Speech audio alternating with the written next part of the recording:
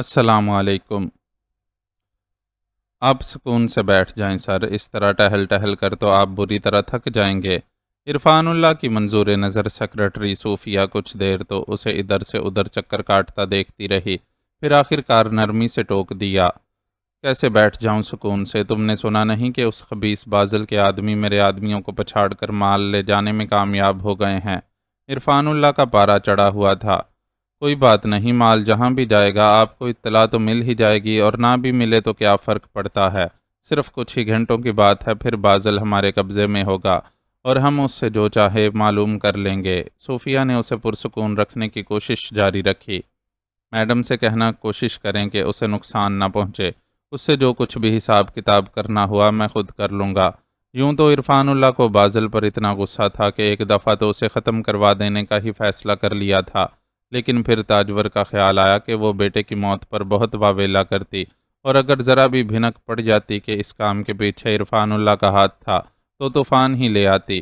اپنے سیاسی کیریئر کے اس اہم موڑ پر اسے کسی پنڈورا باکس کا کھلنا منظور نہیں تھا۔ اس کے علاوہ شاید تھوڑا بہت خون نے بھی جوش مارا تھا کہ اس نے بازل کو ایک موقع دینے کا فیصلہ کر لیا تھا۔ جیسی آپ کی مرضی سر، لیکن میں آپ کو بتا دوں کہ یہ شخص آگے بھی بار بار آپ کے لیے مسئلہ بنتا رہے گا۔ تنظیم آپ کو جس مقام تک پہنچانا چاہتی ہے، اس تک پہنچنے کی راہ ہموار کرنے کے لیے یہ ضروری ہے کہ آپ اپنے آپ کو ہر طرح کے اسکینڈل سے دور رکھیں۔ صوفیہ نے اسے سمجھایا۔ میں اس بات کو سمجھتا ہوں، اسی لیے تو تم سے شادی کے مطالبے سے بھی فی الحال دستبردار ہو گیا ہوں۔ عرفان اللہ نے صوفیہ کے پرکشش سراپا پر ایک حسرت بری نظر ڈالتے ہوئے اسے جواب دیا۔ آپ نے یہ فیصلہ کر کے عقل مندی کا ثبوت دیا ہے۔ اگر آپ اپنی ضد پر اڑے رہتے تو یہ بھی ہو سکتا تھا کہ تنظیم کے بڑے آپ کی جگہ کسی اور کا انتخاب کر لیتے۔ میرا کیا ہے، میں تو بغیر شادی کے بھی ہر وقت آپ کی دسترس میں ہوں۔ صوفیہ کے ہونٹوں پر بڑی دلکش مسکراہٹ تھی۔ اس مسکراہٹ سے شے پا کر عرفان اللہ کا خراب موڈ فوراً دوسرے ٹریک پر آ گیا، اور موقع غنیمت جان کر اس نے پیش قدمی کرنی چاہی، لیکن فون کی گھنٹی کی آواز نے اسے رکنے پر مجبور کر دیا۔ صوفیہ نے شرارت سے مسکراتے ہوئے کال ریسیو کی۔ کچھ دیر بات کرنے کے بعد اس نے دوسری طرف موجود شخص کو ہولڈ کرنے کا کہا، اور پھر عرفان اللہ کو اطلاع دی۔ مل ایریا کا ایس ایچ او ہے، آپ کی مل کے باہر جو فائرنگ ہوئی ہے اس کے حوالے سے آپ سے بات کرنا چاہتا ہے۔ لاؤ دو مجھے۔ عرفان اللہ نے منہ بناتے ہوئے ہاتھ بڑھا کر اس سے فون لے لیا اور بیزاری سے ہیلو بولا۔ دوسری طرف سے ایس ایچ او نے واقعے کے حوالے سے بات چیت شروع کی۔ دیکھیے ایس ایچ او صاحب، جو کچھ ہوا اس حوالے سے میرا سٹاف آپ کو تفصیلات فراہم کر چکا ہے۔ یہ سیدھی سادی ڈاکہ زنی کی واردات تھی جسے میرے گارڈز نے ناکام بنا دیا۔ اس واردات کے حوالے سے میں آپ کو اپنے سٹاف سے بہتر معلومات فراہم نہیں کر سکتا، کیونکہ مجھے بھی جو کچھ معلوم ہوا ہے انہی کی زبانی معلوم ہوا ہے۔ اس نے ایس ایچ او کی بات پوری سنے بغیر اس پر واضح کیا۔ جی نہیں، یہ کسی دشمنی کا شاخسانہ نہیں ہے۔ مجھے لگتا ہے کہ ملزمان کو کسی ذریعے سے مال کی روانگی کی اطلاع مل گئی تھی، اس لیے انہوں نے موقع کا فائدہ اٹھانے کی کوشش کی۔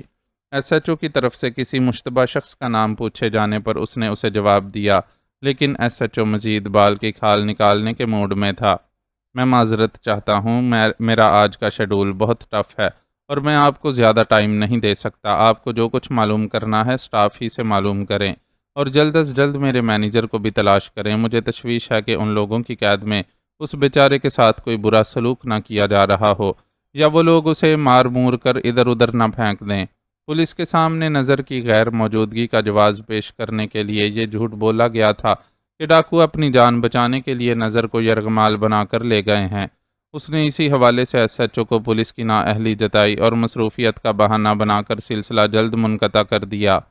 آپ کو سارا الزام ڈاکوؤں کے سر ڈالنے کے بجائے اشارے کنائے میں ایس ایچ او کو جتانا چاہیے تھا کہ یہ آپ کے سیاسی مخالفین کی حرکت ہو سکتی ہے، اور یہ کہ ایسی حرکتیں کر کے وہ آپ کو سیاسی سرگرمیوں سے دور کر کے دوسرے معاملات میں الجھانا چاہتے ہیں۔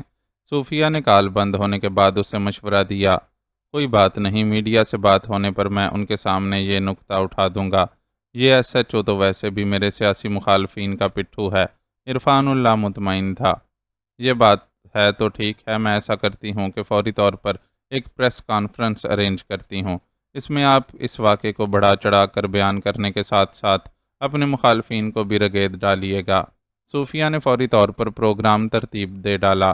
عرفان اللہ کا دھیان میڈم ایکس کے آدمیوں کے بازل کے موجودہ ٹھکانے پر کیے جانے والے حملے کی طرف لگا ہوا تھا، لیکن صوفیہ کو اس کے پروگرام سے نہ روک سکا۔ صوفیہ نے اپنا اثر و رسوخ استعمال کر کے 1 ڈیڑھ گھنٹے میں پریس کانفرنس کا سارا انتظام کر لیا۔ اس پریس کانفرنس میں عرفان اللہ کو کیا کہنا ہے وہ بھی اس نے لکھ کر دیا۔ چنانچہ جب عرفان اللہ نے میڈیا والوں کے سامنے بات کی تو سننے والوں کو ایسا ہی محسوس ہوا جیسے واقعی ایک بے حد محب وطن شخص کو، جو ایک کامیاب بزنس مین کی حیثیت سے پہلے ہی ملک کی ترقی میں مؤثر کردار ادا کر رہا ہے اور اب اپنے ہم وطنوں کی بھلائی کے لیے سیاست کے خارزار میں بھی اتر چکا ہے۔ اس میدان سے باہر دھکیلنے کی سازشیں کی جا رہی ہیں تاکہ ملک کی باغ دوڑ انہی پرانے پاپیوں کے ہاتھ میں رہے جو اتنے برسوں سے ملک و قوم کو لوٹنے میں مصروف ہیں۔ اس موقع پر عرفان اللہ نے چند ایسی باتیں بھی کیں جن سے اشارہ ملا کہ وہ جلد ہی موجودہ پارٹی چھوڑ کر اپنی ذاتی سیاسی پارٹی کی بنیاد رکھنے جا رہا ہے۔ اس کی اس پریس کانفرنس کے بعد مختلف چینلز پر تبصروں اور تجزیوں کا سیلاب سا آ گیا اور ایسا لگنے لگا کہ اس وقت ملک کا سب سے اہم مسئلہ عرفان اللہ کی سیاست میں کردار ہی ہے۔ کئی اینکرز نے اس کی تعریفوں کے پل باندھ ڈالے، اس کی کاروباری کامیابیوں کو بڑا چڑھا کر بیان کیا گیا، فلاح و بہبود کے کاموں کی یوں تعریف کی گئی گویا وہ عیدی کا جانشین ہو۔ یہ ثابت کرنے کے لیے بھی ایڑی چوٹی کا زور لگایا گیا کہ پچھلی بار وہ جس حلقے سے ایم این اے منتخب ہوا تھا، سب سے زیادہ ترقیاتی کام اسی حلقے میں ہوئے۔ ظاہر ہے ان اینکرز کی زبان سے یہ قصیدے جاری کروانے کے لیے انہیں بھاری لفافے ارسال کیے گئے تھے، لیکن عرفان اللہ خوش تھا کہ اس کی شخصیت ایک دم بہت اوپر اٹھ گئی ہے اور اس کے وزیر اعظم کی کرسی تک پہنچنے کی راہیں تیزی سے ہموار ہو رہی ہیں۔ اس خوشی نے اسے بازل والے معاملے کی طرف سے بھی غافل کر دیا تھا۔ یہ معاملہ اسے اس وقت دوبارہ یاد آیا جب بازل کے ساتھیوں میں موجود اس کے مخبر نے اسے اطلاع دی کہ میرو نے چاولوں کے گودام میں جو مال منتقل کروایا تھا اس میں اسلحہ شامل نہیں ہے۔ اس اطلاع نے اس کی ساری خوشی غارت کر دی اور صوفیہ کے سامنے پھنکارنے لگا، مجھے اپنا مال ہر حال میں واپس چاہیے۔ ابھی تک تو میں مطمئن تھا کہ بازل ہاتھ آئے گا تو ساتھ میں وہ مال بھی واپس مل جائے گا، لیکن یہاں تو بازل کے ساتھ ہی ہاتھ ہو گیا ہے۔ مجھے لگتا ہے کہ آپ کے مینیجر نے مال یزدانی ہاؤسنگ اسکیم سے منتقل ہی نہیں کروایا تھا، اس نے آپ کو اور بازل دونوں کو ڈبل کراس کیا ہے اور کسی تیسری پارٹی کے ساتھ مل گیا ہے۔ صوفیہ نے اندازہ لگایا، شاید ایسا ہی ہے، کیونکہ نہ اس کا کچھ اتا پتہ ہے اور نہ ہی اس کی فیملی کا۔ میرے آدمی اس کے گھر گئے تھے لیکن وہاں تالا لگا ہوا تھا۔ عرفان اللہ نے اس کی رائے سے اتفاق کیا، پھر بے چینی کا مظاہرہ کرتے ہوئے بولا، میرا خیال ہے ہمیں ایک بار یزدانی ہاؤسنگ اسکیم میں چیک کروانا چاہیے، ہو سکتا ہے مال اب بھی وہیں موجود ہو۔ میں آپ کو اس بات کا مشورہ نہیں دوں گی کیونکہ زیادہ امکان یہ ہے کہ وہاں کوئی ٹریپ لگا کر آپ کو پھانسنے کی کوشش کی جائے۔ بہتر ہے آپ پہلے آج والے مشن کو کامیاب ہونے دیں، پھر اس معاملے کو دیکھیں۔ صوفیہ نے اسے کسی بھی اقدام سے روک دیا۔ اس کے بعد کا ان کا سارا وقت انتظار میں گزرا۔ بازل کی پناہ گاہ میں جاری آپریشن میں عملی طور پر شامل نہ ہونے کے باعث انہیں صورتحال کی کوئی خبر نہیں تھی۔ نہ ہی صوفیہ یا عرفان اللہ میں سے کسی کی ہمت تھی کہ اس موقع پر میڈم ایکس سے رابطہ کر کے اس سے کچھ پوچھ سکیں۔ عرفان اللہ کا اپنے مخبر سے بھی رابطہ نہیں ہو پا رہا تھا۔ کچھ تھوڑی بہت سن گن ملی تھی تو خبروں سے، جن میں صرف اتنا بتایا گیا تھا کہ شہر کے فلاں علاقے میں شدید فائرنگ کی آوازیں سنی گئی ہیں۔ سر، میرا خیال ہے کہ آپ کچھ دیر آرام کر لیں، جو صورتحال ہوگی صبح تفصیلات مل جائیں گی۔ ناکامی کا تو ویسے بھی کوئی امکان نہیں۔ رات گئے صوفیہ نے عرفان اللہ کو نصیحت کی، تم بازل کو نہیں جانتی صوفی ڈارلنگ، اس خبیث کے اندر کسی شیطان کی روح ہے۔ میں نے اسے برے سے برے حالات میں بھی بچ کر نکلتے ہوئے دیکھا ہے۔ سچ پوچھو تو اس کے نہ ہونے سے میری طاقت آدھی رہ گئی ہے۔ اس میں اتنی صلاحیت ہے کہ مشکل سے مشکل معاملے کو بھی چٹکیوں میں حل کر دیتا ہے۔ اس کی انہی خوبیوں کی وجہ سے میں اسے کھونا نہیں چاہتا۔ عرفان اللہ کا ذہن منتشر تھا۔ ایک طرف وہ بازل سے خوف زدہ تھا تو دوسری طرف اسے بچانا بھی چاہتا تھا۔ میڈم ایکس کا تعاون ملنے کے بعد بازل جیسے گلی کے گنڈے کے بارے میں اس انداز میں سوچنا ایک طرح سے میڈم کی توہین ہے۔ صوفیہ نے منہ بنایا، نہیں نہیں، میرا یہ مقصد نہیں ہے۔ میڈم کا تو ظاہر ہے بہت اونچا مقام ہے اور میں جانتا ہوں کہ بازل کا میڈم سے کوئی مقابلہ ہی نہیں ہے، لیکن بس اتنے عرصے سے وہ سب کچھ سنبھال رہا ہے تو مجھے اس کی عادت ہو گئی ہے۔ صوفیہ کا منہ بنتا دیکھ کر عرفان اللہ جلدی جلدی وضاحت دینے لگا کہ کامیابی کے جس افق پر پہنچنے کے ان لوگوں نے خواب دکھائے تھے، انہیں ناراض کر کے وہ ان خوابوں سے دستبردار نہیں ہونا چاہتا تھا۔ عادتیں تو ہوتی ہی بدلنے کے لیے ہیں، اب یہی دیکھ لیں کہ آپ نے برسوں اپنی بیوی کے ساتھ گزارے اور اب وہ آپ سے دور ہیں تو آپ کو ان کا خیال بھی نہیں آتا۔ جسے تم جیسا متبادل مل جائے اور وہ اپنی باسی کڑی جیسی بیوی کو خاک یاد کرے گا۔ عرفان اللہ کا موڈ فوراً ہی بدل گیا۔ صوفیہ نے اس کے اس بدلے ہوئے موڈ کا بھرپور ساتھ دیا۔ عرفان اللہ وہ شخص تھا جسے اپنی عشوہ ترازیوں سے قابو میں رکھنا ایک طرف اس کی ذمہ داری تھی، تو دوسری طرف یہ لالچ بھی تھا کہ مستقبل میں وہ شخص جس مقام پر پہنچایا جانے والا تھا، موجودہ تعلق کی بنیاد پر وہ اس سے تنظیم کے مقاصد کے علاوہ ذاتی مفادات بھی حاصل کر سکتی تھی۔ ہوس اور لالچ کے گٹھ جوڑ سے بننے والے تعلق کے شوریدہ سر جذبات ذرا سرد ہوئے تو وہ دونوں تھک کر نیند کی وادی میں اتر گئے۔ ابھی نیند بہت گہری نہیں ہوئی تھی کہ زوردار دھماکے کے ساتھ دروازہ کھلنے کی آواز ایک جھٹکے سے ہوش و حواس کی دنیا میں واپس لے آئی۔ کھلی آنکھوں نے جس چہرے کو سامنے دیکھا اسے دیکھ کر پھٹی کی پھٹی رہ گئیں۔ کیسا ہے وکی؟ ہسپتال پہنچتے ہی ان کا لالا کے ایک آدمی سے سامنا ہوا۔ پورے راستے خود پر بند باندھے معاذ کا صبر اس موقع پر جواب دے گیا۔ اسے تقریباً جھنجھوڑتے ہوئے وکی کی بابت دریافت کیا۔ آپریشن تھیٹر میں ہے، خون بہت زیادہ بہہ گیا ہے، ڈاکٹر نے بڑی مقدار میں خون جمع کرنے کو کہا ہے۔ اس شخص کا ستا ہوا چہرہ بتا رہا تھا کہ معاملہ کافی گڑبڑ ہے، تو جمع کرواؤ خون۔ شہر میں اتنے بلڈ بینک ہیں، کیا ان سے میرے لاڈلے کے لیے چند بوتلیں خون نہیں مل سکتا؟ اگر نہیں مل سکتا تو آگ لگا دو سب کو۔ لالا کسی غضبناک شیر کی طرح دھڑا۔ ہم کوشش کر رہے ہیں لالا، لیکن مسئلہ یہ ہے کہ وکی بھائی کا بلڈ گروپ او نیگیٹو ہے اور اس گروپ کا ڈونر بہت مشکل سے ملتا ہے۔ اس شخص نے دھیمی آواز میں لالا کو جواب دیا۔ حالات کی سنگینی کے اس ادراک نے معاذ کے قدموں تلے سے زمین کھینچ لی۔ وکی اسے اتنا عزیز تھا کہ اس کی زندگی بچانے کے لیے رگیں نچوڑ کر اپنے خون کا آخری قطرہ تک اسے دے سکتا تھا، لیکن یہاں بات جذبات کی نہیں حقائق کی تھی۔ قدرت کی مرضی کے آگے وہ بے بس تھے۔ ہمارے لوگ شہر کے سارے بلڈ بینکس سے رابطہ کر رہے ہیں، سوشل میڈیا پر بھی بھاری انعام کے اعلان کے ساتھ ڈونر کے لیے اپیل کر دی ہے۔ اللہ نے چاہا تو کچھ نہ کچھ۔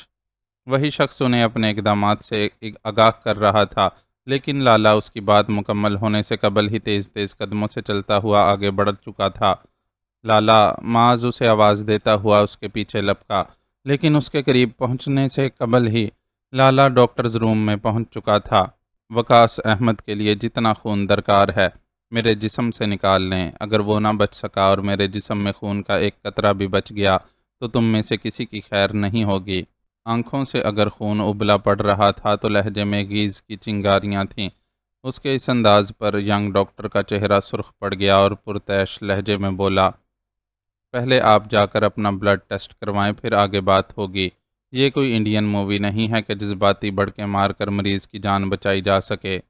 ایک تو وہ لالا کی دنیا سے باہر کا شخص ہونے کی وجہ سے اسے جانتا ہی نہیں تھا، دوسرے سامنے والے کے جاہل ہونے کا یقین اور اپنی ڈگری کا زوم بھی تھا، اس لیے لہجے کی ترشی بہت بڑھ گئی تھی۔ تجربے کی کمی نے اسے یہ اندازہ بھی نہیں لگانے دیا تھا کہ اس کے مقابل کھڑا شخص اندر سے کیسے کسی آتش فشاں کی طرح ابل رہا ہے۔ میرا خون، میرے جگر کا ٹکڑا ہے وہ، میرا بلڈ گروپ اس سے میچ نہیں کرے گا تو پھر کس کا کرے گا؟ او نیگیٹو ہوں میں بھی، اور یہ بات اس لیے اچھی طرح جانتا ہوں کہ تیری ڈگریوں سے کہیں زیادہ زخم سجے ہیں میرے بدن پر۔ ایک بار نہیں 85 بار ٹیسٹ ہوا ہے میرا بلڈ گروپ۔ لالا نے اس زور سے اس کا گریبان پکڑا کہ اس کی سانس رک گئی اور آنکھیں ابل پڑیں۔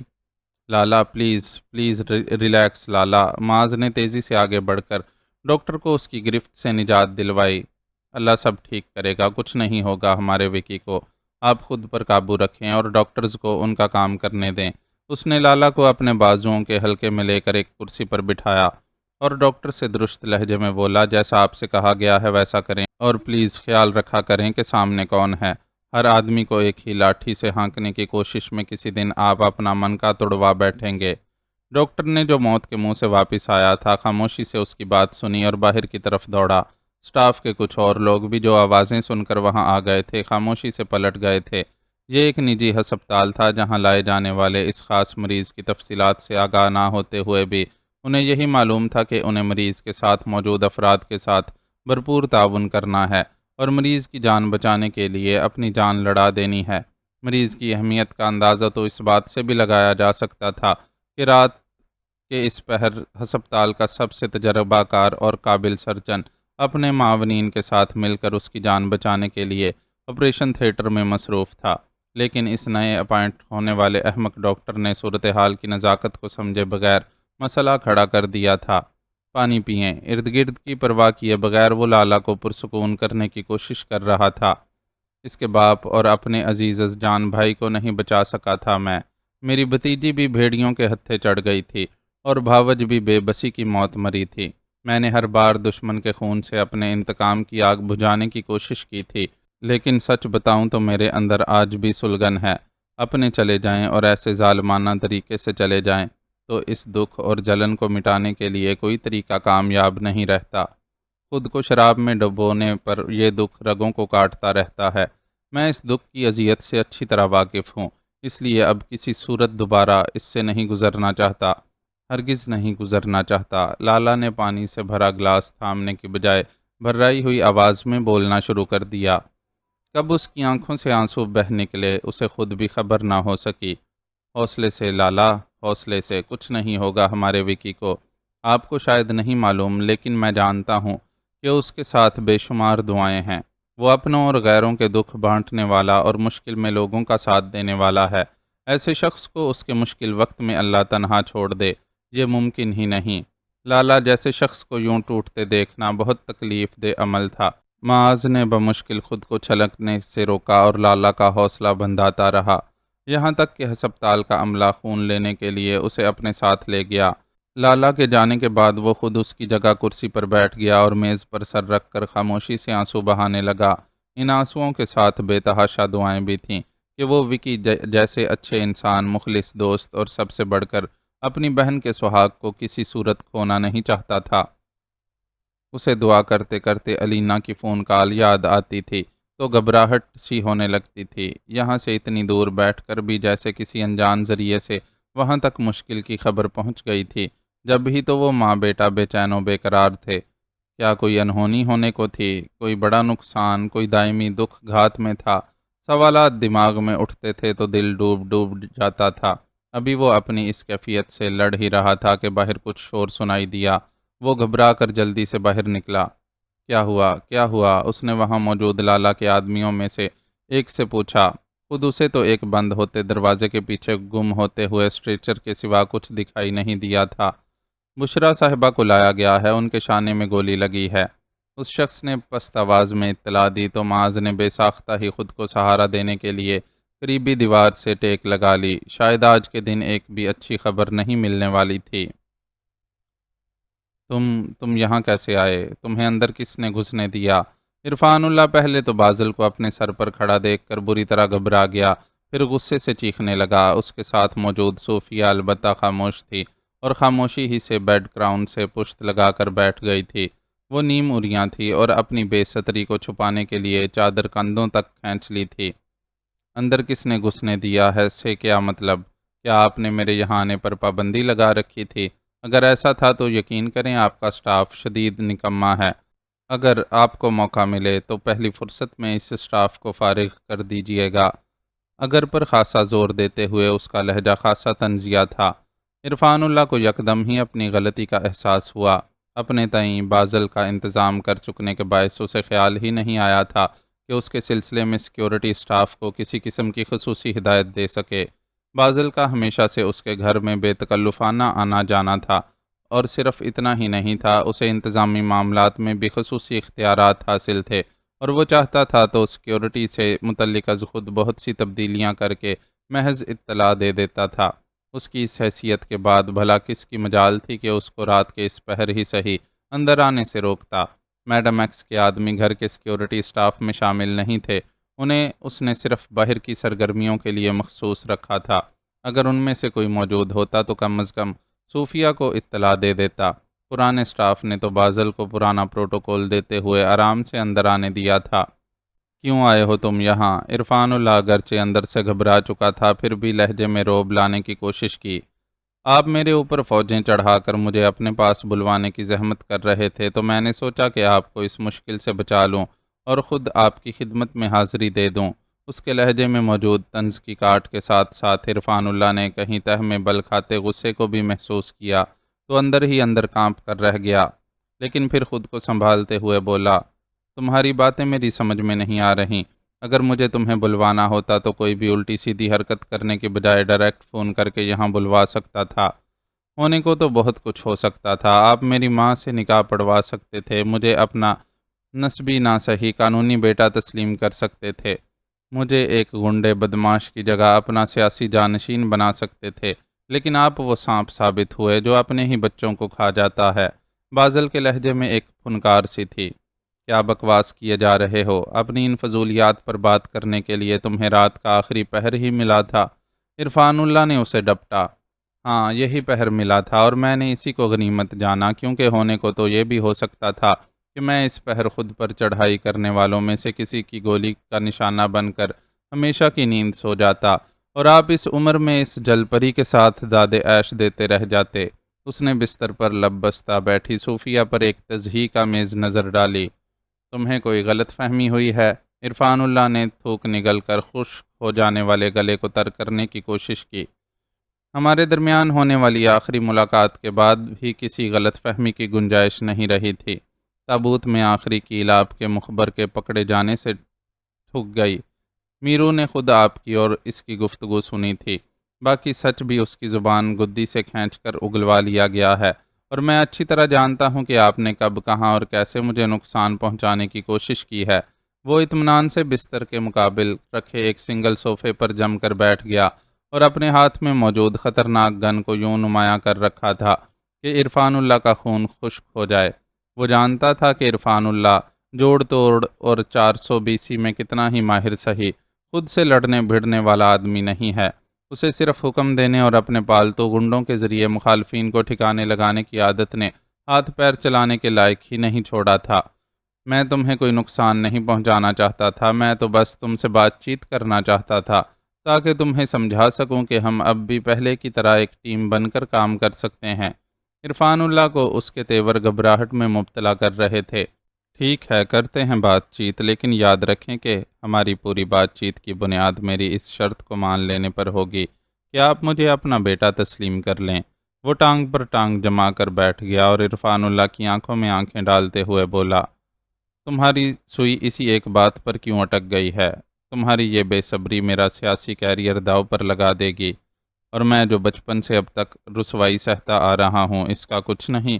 آپ ساری زندگی ایک غلام کی طرح مجھے استعمال کرتے رہے ہیں، اب مجھے اپنی رسوائی اور غلامی دونوں کا مداوع چاہیے۔ اگر ایسا نہ ہوا تو میں سب کچھ تہس نہس کر کے رکھ دوں گا۔ عرفان اللہ کے جواب نے اس کے غصے کو سوا نیزے پر پہنچا دیا، اور وہ ایک دم بل کھا کر کھڑا ہوا تو گن کا رخ عرفان اللہ کی طرف تھا۔ غصے کی شدت نے اس سے گولی بھی چلوا دی۔ گولی عرفان اللہ کے جسم کے کون سے حصے پر لگی وہ دیکھ نہیں سکا، کیونکہ یکدم ہی صوفیہ کا چادر کے نیچے چھپا ہاتھ باہر آیا اور اس نے اپنے بائیں جبڑے سے دائیں جبڑے کے درمیان آگ کی ایک لہر سی گزرتی ہوئی محسوس کی۔ تکلیف کی شدت کے باوجود اس نے گن ہاتھ سے نہ چھوڑی اور ایک فائر صوفیہ کی طرف جھونک دیا۔ اسی وقت باہر سے میرو نے پکارا، باس نکلنے کی کرو، پولیس کی گاڑیاں اس طرف آ رہی ہیں۔ وہ تکلیف سے جلتے گال پر ہاتھ رکھ کر باہر کی طرف دوڑا۔ تکلیف اتنی زیادہ تھی کہ اسے اپنا سر گھومتا ہوا محسوس ہو رہا تھا، لیکن اپنی مضبوط قوت ارادی کے سہارے وہ نہ صرف اپنے پیروں پر کھڑا تھا بلکہ دوڑ بھی رہا تھا۔ اگر وہ اس وقت آئینہ دیکھ سکتا تو دیکھتا کہ اس کا چہرہ کتنا بھیانک ہو چکا تھا۔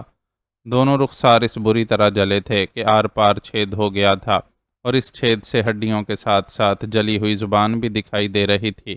اس کے پاس اس وقت واحد پلس پوائنٹ یہ تھا کہ وہ اس گھر کے چپے چپے سے اچھی طرح واقف تھا اور سیکیورٹی گارڈز سے سامنا کیے بغیر بھی بآسانی باہر نکل سکتا تھا۔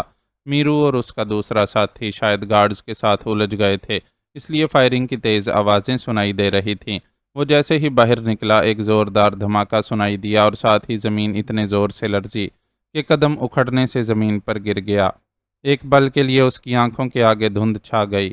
دھند کے اس پار اس نے اکھڑا ہوا گیٹ اور داخلی راستے پر بھڑکتے شعلے دیکھے۔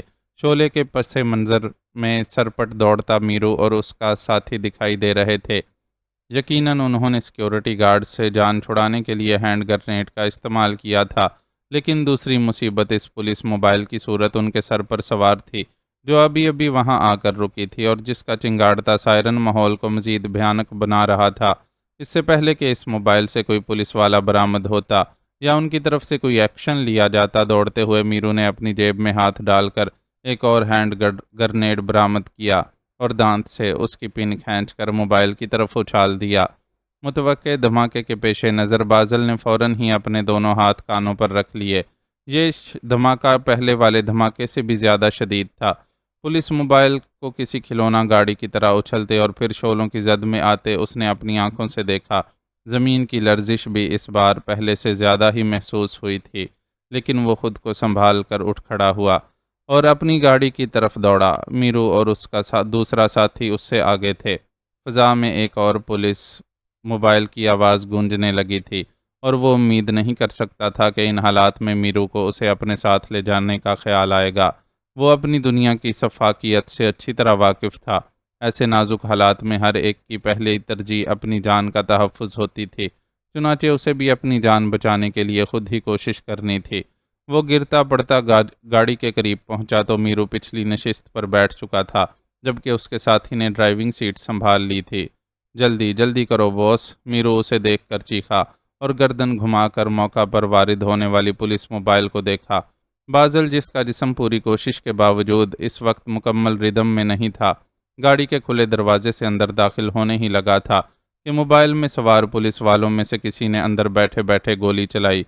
अब पता नहीं उसका निशाना ही बहुत अच्छा था या बाज़ल की गर्दिश में आई किस्मत थी जिसने उस पर एक और वार किया और गोली सीधी उसकी कमर में घुसती चली गई। उसके हल्क से तेज़ खरखराहट नुमा आवाज़ निकली और जिस्म झटका खाकर यूं गाड़ी की नशिस्त पर गिरा के महज टांगें ही बाहर रह गईं। पिछली नशिस्त पर मौजूद मीरू ने उस पर बस एक नज़र डाली और नई वारिद होने वाली पुलिस मोबाइल से निमटने के लिए तीसरे हैंड ग्रेनेड का इस्तेमाल किया। इस काम के लिए उसे गाड़ी की खिड़की से अपना अगला धड़ आधे से ज़्यादा बाहर निकालना पड़ा। यहाँ उसने हैंड ग्रेनेड मोबाइल की तरफ उछाला, वहाँ एक सनसनाती हुई गोली आकर उसके बाजू से टकराई। उसके मुंह से तेज़ चीख निकली, लेकिन ये देखकर इत्मीनान हुआ कि मोबाइल और मोबाइल वाले इस लायक नहीं रहे थे कि उनके ताक़ुब में आ सकते। निकलो यहाँ से। उसने ड्राइविंग सीट पर मौजूद साथी को चीख कर हुक्म दिया और ख़ुद बाज़ल की तरफ मुतवज्जे हुआ। उसका आधे से ज़्यादा जिस्म गाड़ी के अंदर था। उसके बावजूद अपने ज़ख्मी बाजू के साथ उसे अंदर घसीटने में उसे दांतों पसीना आ गया। मजरूह बाजू से भी खून मज़ीद तेज़ी से बहने लगा। इधर बाज़ल बिल्कुल बेसुध था और उसमें इतनी ताकत और हिम्मत ही नहीं थी कि खुद को हिला जुला सके। वो इसी तरह गाड़ी के पिछले हिस्से में पड़ा था कि ऊपरी जिस्म नशिस्त पर था और टांगें नीचे गाड़ी के फर्श पर थीं। मीरू ने एक नज़र उसकी कमर से उबलते खून को देखा, फिर अपने बाजू की तरफ मुतवज्जे हो गया। जायज़ा लेने पर उसे इत्मीनान हुआ कि गोली महज गोश्त फाड़ती हुई बाहर निकल गई है और हड्डी बिल्कुल सलामत है। उसने गाड़ी में पड़ा हुआ एक कपड़ा उठाकर किसी न किसी तरह उसे मजबूती से अपने बाजू के गिर्द बांधा। गाड़ी जिस रफ्तार से जा रही थी, इसके बायस ये काम खासा मुश्किल साबित हुआ था। इस मरहले से गुजरने के बाद उसने एक बार फिर बाज़ल का जायज़ा लिया।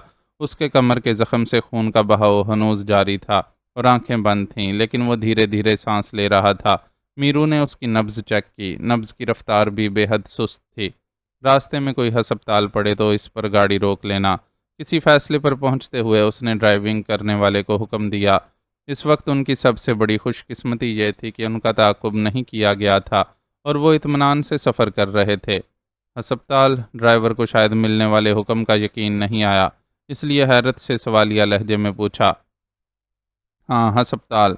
बॉस की हालत बहुत ख़राब है, किसी हस्पताल पहुंच गया तो शायद बच जाए, वरना हम तो कुछ नहीं कर पाएंगे। मीरू ने उसे जवाब दिया और ख़ुद होंठ चबाने लगा। उसे इस लम्हे पर अफसोस था जब वो बाज़ल का हुक्म मानकर उसके साथ इरफानुल्लाह के घर चल पड़ा था। वो लोग अच्छे भले हमलावरों से बचकर महफूज ठिकाने पर पहुंच गए थे। बेहतर यही था कि हालात साजगार होने तक वहीं दुबके रहते और फिर मौका देखकर जो कुछ करना होता करते, लेकिन गुस्से में पागल होता बाज़ल कुछ सुनने के लिए तैयार ही नहीं था। वो फौरी तौर पर इरफानुल्लाह से हिसाब किताब करना चाहता था। इब्तदा में सब कुछ आसान भी साबित हुआ था, लेकिन फिर अचानक मामलात बिगड़ गए थे और वो बमुश्किल ही वहाँ से अपनी जान बचाकर फरार हो सके थे। वो तो इस बात पर ही शुक्र अदा कर रहा था कि अपने साथ हैंड ग्रेनेड लेकर निकला था, वरना कहानी ख़त्म थी। لیکن ہسپتال جا کر تو ہم خود بھی پھنس جائیں گے۔ موجودہ حالات میں تو ہمارے سر پر کسی کا ہاتھ بھی نہیں ہے۔ ڈرائیور اب بھی ہچکچاہٹ کا شکار تھا۔ ہم ہسپتال نہیں جائیں گے، بس باس کو ہسپتال کے سامنے ڈال کر خود نکل جائیں گے۔ قسمت اچھی ہوئی تو ہسپتال والے رحم کھا کر اس کا ٹریٹمنٹ کر دیں گے۔ ہم ان حالات میں اس سے زیادہ کچھ نہیں کر سکتے۔ میرو خود تناؤ کا شکار تھا، لیکن وہ یہ بالکل صحیح کہہ رہا تھا کہ ان حالات میں اس کے بس میں اس سے زیادہ کچھ بھی نہیں تھا۔ عرفان اللہ کی چھپر چھاؤں سے نکلنے کے بعد وہ پہلے ہی بے آسرا ہو گئے تھے، اور اب یہ بھی نہیں پتا تھا کہ کتنے ساتھی زندہ ہیں اور کتنے مارے جا چکے ہیں۔ زندہ بچ جانے والوں میں سے کچھ ادھر ادھر بکھر جاتے اور کچھ پولیس کے ہتھے چڑھ جاتے۔ پولیس کے ہتھے چڑھ جانے والے خطرہ ثابت ہو سکتے تھے کہ ان کے ذریعے بچے کھچے ٹھکانے بھی پولیس کی نظر میں آ جاتے، اس لیے بہتر یہی تھا کہ پہلے اپنی بقا کی فکر کی جاتی۔ اس روٹ پر کوئی سرکاری ہسپتال تو نہیں پڑے گا؟ ہاں، ایک پرائیویٹ ہسپتال ہے۔ کیا وہاں گاڑی روک لوں؟ ڈرائیور نے پوچھا۔ روک لینا، جب قسمت کو ہی آزمانا ہے تو کیا سرکاری کیا پرائیویٹ۔ میرو نے ایک آہ سی بھری اور بازل کے چہرے پر نظر ڈالی۔ جس زخم نے اس کے چہرے کو اتنا بھیانک بنا دیا تھا وہ اس کی نوعیت نہیں سمجھ سکا تھا۔ رخسار اور جبڑے کی ہڈی اس طرح چھدی ہوئی تھی جیسے کوئی گولی آر پار ہو گئی ہو، لیکن گولی کے زخم کی طرح متاثرہ حصوں سے خون نہیں بہہ رہا تھا اور جلنے جیسے آثار تھے۔ اس کی زندگی ہتھیاروں کے ساتھ گزری تھی، لیکن اس نے کبھی ایسا کوئی ہتھیار نہیں دیکھا تھا جس کا زخم اس نوعیت کا ہو۔ ہاں، لیزر گن وغیرہ کے بارے میں سنا ضرور تھا، اور اس زخم کو دیکھ کر یہی سوچ رہا تھا کہ بازل پر ایسا ہی کوئی ہتھیار استعمال کیا گیا ہے۔ عرفان اللہ کی کوٹھی میں ایسا انوکھا ہتھیار کس کے پاس ہوگا؟ اس کے لیے یہ سوال اپنی جگہ ایک معمہ تھا، کیونکہ وہ صوفیہ اور اس کی اصلیت سے واقف ہی نہیں تھا۔ تیار ہو جاؤ، ہسپتال بس آ گیا ہے۔ میں ہسپتال کے گیٹ کے قریب سپیڈ کم کر دوں گا، تم جلدی سے اپنا کام نمٹا لینا۔ ڈرائیونگ سیٹ پر موجود شخص کی آواز نے اس کی توجہ بازل پر سے ہٹائی اور ایک ہنکارہ بھر کر خود چوکنا ہو بیٹھا۔ دروازے کا لاک بھی پہلے سے ہی کھول لیا تھا۔ عرفان اللہ کی کوٹھی سے نکلتے وقت بازل شدید زخمی ہو گیا تھا۔ اس کے ساتھی اسے کسی ہسپتال کے گیٹ پر چھوڑنا چاہتے تھے۔ اتنے میں انہیں ایک ہسپتال نظر آ گیا۔ 3، 2، 1۔ ڈرائیور نے الٹی گنتی گنی۔ گاڑی کی رفتار اتنی کم ہو گئی تھی کہ لگتا تھا کہ رکنے لگی ہو، لیکن وہ رکی نہیں، اور ہسپتال کے گیٹ پر تعینات چوکیدار نے بس اتنا دیکھا کہ گاڑی کا پچھلا دروازہ کھلا، اس میں سے کسی کو باہر دھکیلا گیا اور رکتی ہوئی گاڑی یکدم ہی رفتار پکڑ کر تیزی سے آگے نکل گئی۔ چوکیدار بھلا کیسے جان سکتا تھا کہ جس شخص کو ہسپتال کے گیٹ پر بے دردی سے دھکیل کر بے یار و مددگار چھوڑا گیا ہے وہ کبھی ان دھکیلنے والوں کا انداتا ہوا کرتا تھا، اور وہ پالتو کتوں کی طرح اس کے قدموں میں لوٹا کرتے تھے۔ وہ یہ بھی نہیں جان سکتا تھا کہ محض اپنی اذیت پسندی کی تسکین کے لیے انسانوں کو درد کی انتہا سے گزارنے والا آج خود وقت کے بھاری پہیے تلے روندا گیا ہے، اور اس پہیے نے آگے اسے مزید روندنا ہے۔ دو اچھے دوست، دو پیاری ہستیاں بیک وقت بند دروازوں کے پیچھے زندگی اور موت کی جنگ لڑ رہے تھے، اور وہ دیوار کے سہارے بے بس سا کھڑا تھا۔ اسے رہ رہ کر کبھی ان کے ہنستے مسکراتے چہرے یاد آتے تھے، تو کبھی وہ احسانات جو کچھ بھی جتائے بنا وہ اس پر کرتے چلے گئے تھے۔ شوخ اور باتونی بشرا، ہنستے مسکراتے خطروں میں کود جانے والا وکاس، یہ دونوں وہ کردار تھے جو بالکل اچانک ہی اس کی زندگی میں وارد ہوئے تھے اور اپنی جگہ بناتے چلے گئے تھے۔ اسے وہ دن اچھی طرح یاد تھا جب حنین کے گھر دعوت کھا کر واپس آتے ہوئے اس نے سلطان اور کامی کے نرگے میں گھری بشرا کو دیکھا تھا، اور انجام کی پرواہ کیے بغیر اس کی مدد کے لیے کود پڑا تھا۔ اس کے اس احسان کا بدلہ بشرا نے یوں دیا تھا کہ اپنے ماں باپ، گھر، عزت اور حسن سب کچھ گنوا دینے کے باوجود کبھی پیچھے نہیں ہٹی تھی۔ اس نے تو یہ تک نہیں جتایا تھا کہ وہ اس سے محبت کر بیٹھی ہے، اور اس محبت میں اپنا سب کچھ دان کر اب اس کی جوابی محبت کی حقدار ہے۔ ایسے ہی وکی اس سے بالکل اچانک آشیانہ آزادی میں ٹکرایا تھا۔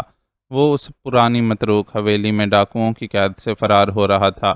اس کے ساتھ سجل اور معظم شاہ بھی تھے۔